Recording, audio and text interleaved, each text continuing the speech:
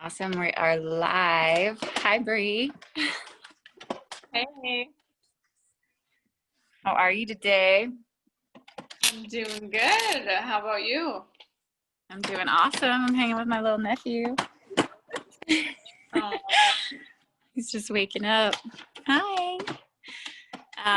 So I wanted to chat with you today because you're so inspiring. You have so much wisdom and knowledge and just inspiration and passion, and you've really gotten to view the world through some incredible lenses that are really important. So I just wanted to hear some of your perspectives and dive into some conversations around health and nutrition and all of it. yeah. Yes, I've had lots of experience. Since I've been 16, I've started out as a CNA working in a nursing home and then became a nurse. And I've just been in it for about 10 years. And everything started, I'd question things here and there, but you never really thought anything of it. And then I started doing nursing school and started realizing, why are we spending so much time like devoted to pharmaceuticals? Why aren't we learning about nutrition? Why are my teachers super unhealthy? Like, this just seems like such a contradiction of everything we're doing. But then I realized once getting out there, it just made sense. It was just like I've said it before, I was an android of a system that is not working. I was not a nurse. I was just rushing to get things done. I was just pushing medication on these poor elderly patients that the medication wasn't doing anything. It was just making things worse or just suppressing something temporarily until the next 6 hours when they could get it again. There's just too much damage done right now in the healthcare system that is left me just sick to my stomach. But instead of just sitting there dwelling on how horrible it is, I want to start doing something about it. Like, what we're doing is not working. I want to be part of something that's going to fix the problem and wake up and say, hey guys, don't you realize what's happening right now this is not the cure, this is not the answer, there's so many other avenues to go about with this. And it's so simple, but we've made it so complex, and we've just allowed ourselves to be dumbed down to relying just on one specific person or a group of people to tell us how we should live our lives when we know damn well how to live our lives. We've just allowed ourselves to let somebody else tell us that, So yeah. It's been such a wild journey to get to that point, right? Where Yes.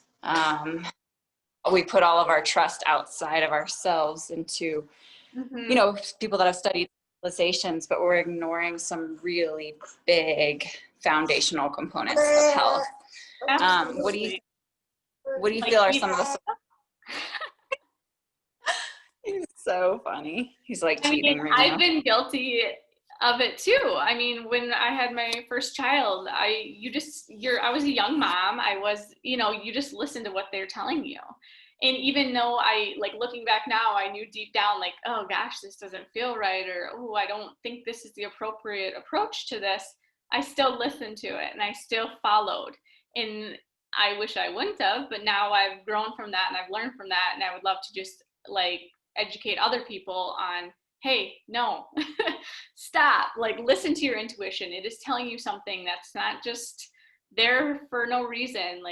It's been so awesome to be able to connect with my intuition. There's been so many times and years that I've left myself not listening to that, and now it's just an amazing thing to realize, no, that's there, that's trying to help you out, get through things, listen to it.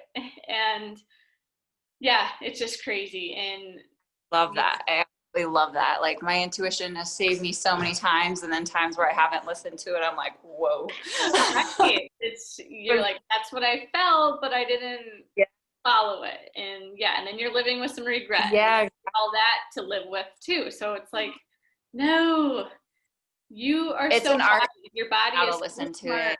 Yes, and it takes care of itself, and we need to get back to listening to that and taking care of ourselves, and quit thinking there's a one size fits all approach, because there's not. Everyone's different, everyone's made differently, everyone has different needs. We just need to get there. I love it. What are a few of the things that you learned that you would do differently if you were to do it over? Are you talking about like parenting wise or nursing? Like what area are you talking about? Yeah, I say with children. Yeah. With children, definitely not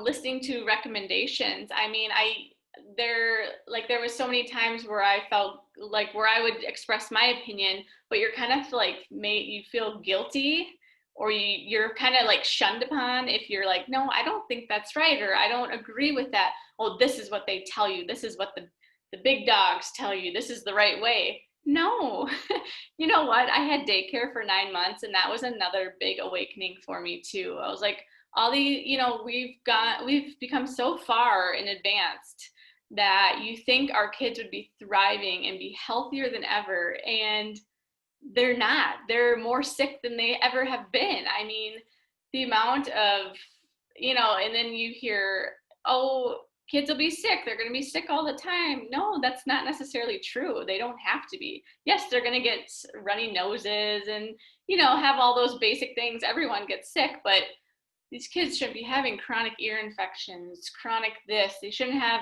a runny nose for 6 months straight. Like, that's not normal.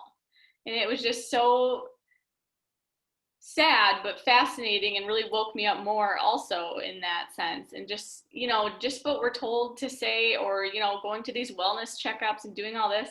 No, I would if I could turn back time, that's exactly, I would avoid all that stuff, because it was such a waste of time, to be completely honest. I'm not trying to hate on the everything, but I kind of am, because it's not the right approach to raising kids. It's not. Yeah, I feel you with that. Understand that. Hi. And just listening to What are, your mother intuition too. There's so many resources out there anymore that I learned when my firstborn was born. And it was really awesome that we had all these resources to go to, but at the same time, it's like we're kind of not allowing ourselves to think for ourselves, or letting the mom figure it out on her own. We've kind of just, like, once again, dumbed us down to think that, nope, we should listen to what they're saying because they're right, dot, dot, dot. No, like, you have a mother intuition, and you know what's right and what's not right. Listen to it. Beautiful, beautiful. Yeah. And what are some of the solutions that you're finding right now that you're loving? Hi. Well, stepping back, looking, doing your own research. Like, yes. Hi, girls. Hold it. Can you say hi? Just doing your own research. I've found so much beauty in just figuring things out on your own, or not necessarily your own, but finding people that are on the same level as you and get their opinion. Doing things like that. I remember going to an appointment when my daughter was still 1, and they were so concerned that she wasn't drinking milk, and it really didn't bother me. I was like, she doesn't want to drink it. I mean, that's kind of, in my opinion, her body telling her she don't want it. And I remember, I'll never forget. And she says, well, how about, it's very important for her to have this milk. How about, have you tried doing chocolate milk? Have you tried putting the strawberry powder in it? And I remember going, oh, the red powder with the red 40 in it, you want me to put that in my child? Last time I went to visit. I mean, I was just like, no, that's not right. Like, just because my child's not drinking milk, you think I should consume her with these sugar, fake, artificial powders? No, guys, this isn't right. This is not the approach. Yeah, definitely. I really love Dr. Robert Morse's approach on that subject, and oftentimes the mama's milk can be more toxic than nutritious. It's not always the case. It's totally individual. I think it's really important to get that mama's breast milk to help support the immune system and immune function. Hi. It's Fia's birthday. But at the same time, there's also alternatives and situations where the kids are not wanting that due to an overabundance of lymphatic congestion. And there are other solutions. So yeah, that's a valuable point. It is, yes. And with daycare, I mean, that's kind of like, you're supposed to give milk at every meal, right? And it's just like, No, it caused so much congestion, so much, just these poor kids are just suffering, you Well, know? and especially since it's like from a cow usually, which is for like a 300-pound baby animal, which has a very different endocrine system than ours and very different hormone But then you system can't than even ours. be, and then that's just another reason I want to be here and be awesome with you, because it's just, And I want to make moms aware of this. I mean, it's not their fault. They're listening to what they've been told, and that's just them trying to be a good mom. And I was there too, but just what we're getting told is just not accurate information. We're getting told stuff by doctors who are getting told stuff by people way up there who are probably not in it for your kid's health, but more for the money. And we just kind of need to change that aspect. Yeah, definitely. I'm really passionate about getting into soil health Yes. because it's changed so much. I mean, back in the 50s, we used to have organic foods and healthy soils. And really, since the introduction of pesticides and chemicals and herbicides and fertilizers, which really came from an overabundance of petrochemicals from World War II, and we had to do something with it. So we started putting it into our soil, and, creating greener foods, but creating foods that had a weakened immune system and that were only getting like 3 to 5 nutrients versus like 70 of the micro minerals and nutrients that we really need to be healthy. And if you look back on it, pretty much every chronic disease comes back to a mineral deficiency. And the foods that we're growing right now are very not only depleted at the mineral level, but at the microbial level. And it's just not allowing us to absorb what we're really needing. So I think that's a core foundational component that we can work with. And people doing, regenerative agriculture are definitely being a solution to that, as well as those that are doing organic, because we're reducing those pesticides and those sprays and those chemicals. And then those that are working with regenerative agriculture are actually regenerating the soils and bringing more nutrients back into it than they're taking out. Yes. And that's just what I want more people to be aware of. It's just so fascinating, and it's so awesome to know there are people out there and we can be part of that and not just keep doing what we're doing, because come on. No, we're making us so sick. Let's get out there. Let's start doing positive things for our kids. If anything, I mean, these kids deserve that.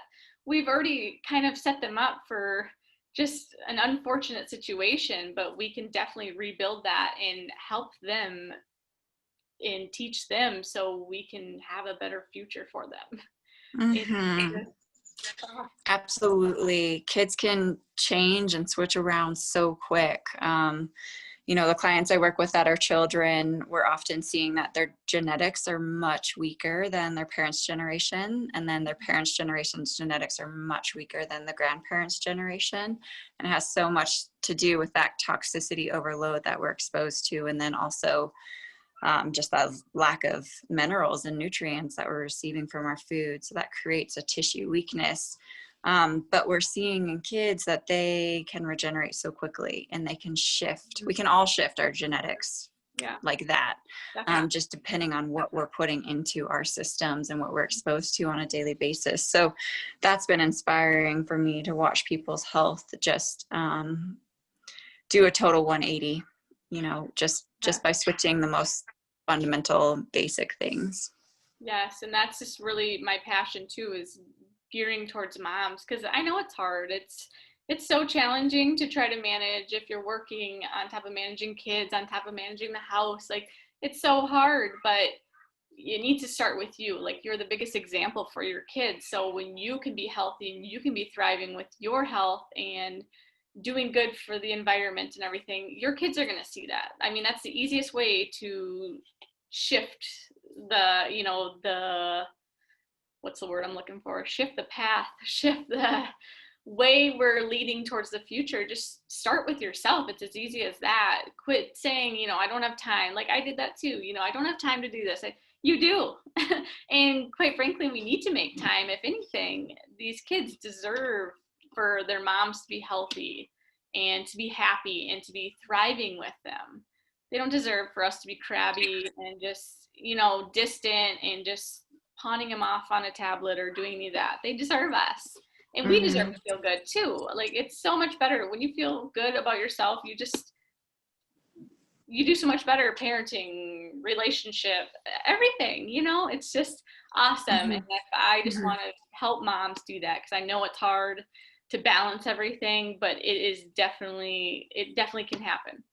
Yeah, yeah, it's a positive domino effect. Absolutely. And I've had the, joy and honor and pleasure of talking with you a few times just about some of these subjects and just hearing your passion behind it and your experience, in working as a nurse for so long, and then just also finding alternative routes of like, what can we really do to make a difference and to help people and to shift the course of people's lives. And I'm just so grateful for your background and your experience and what you're doing. And I can't wait to keep learning and hearing all the new things that you're getting into and sharing. Yes, it's exciting. I used to just dwell on it and just be so bummed on, oh, I shouldn't have done this and I shouldn't have done that. But it's like, no, all this has led up to this. I don't know what I'm doing, but I'm rolling with it and I feel better than ever. And I'm taking myself out of scenarios that were not fulfilling me.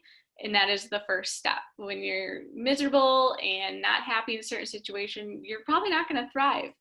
Or you're not, because I guess I've done it myself. I've seen the change, and when I've just allowed myself to remove myself from situations that aren't filling my cup and aren't helping me become a better version of myself. So yeah, it's really fun. It's awesome. And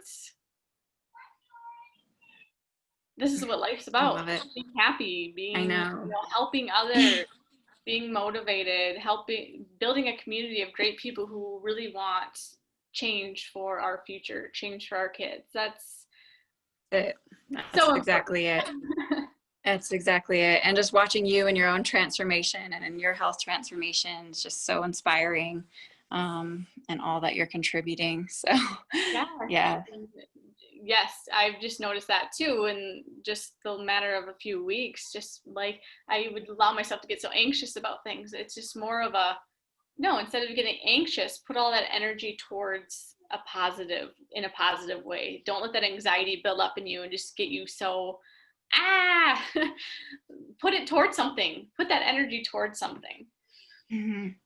I absolutely love it. I was listening to a book today and it was saying how, when there's the presence of negative emotions or feelings, or just like, it could be anything, it could be Mm-hmm. guilt, it could be jealousy, it could be sadness, it could be fear, it could be whatever, but bringing love to that situation so that you're consciously choosing to bring love into every moment so that you can shift and change that outcome of what you're experiencing, into a different reality, a different story. And I think it does come down to those little choices we make on a daily and moment to moment basis.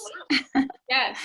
I mean, your mind, it's crazy how, I've been doing more reading too on certain books, and just how much your mind controls everything. It's so fascinating. It's like, it's one of those things that you knew, but I never really gotten tuned with myself. And it is, just change your shift of thought instead of being like, oh, I have to go do this. Be like, well, we're going to go do this and we're going to have a good time doing it.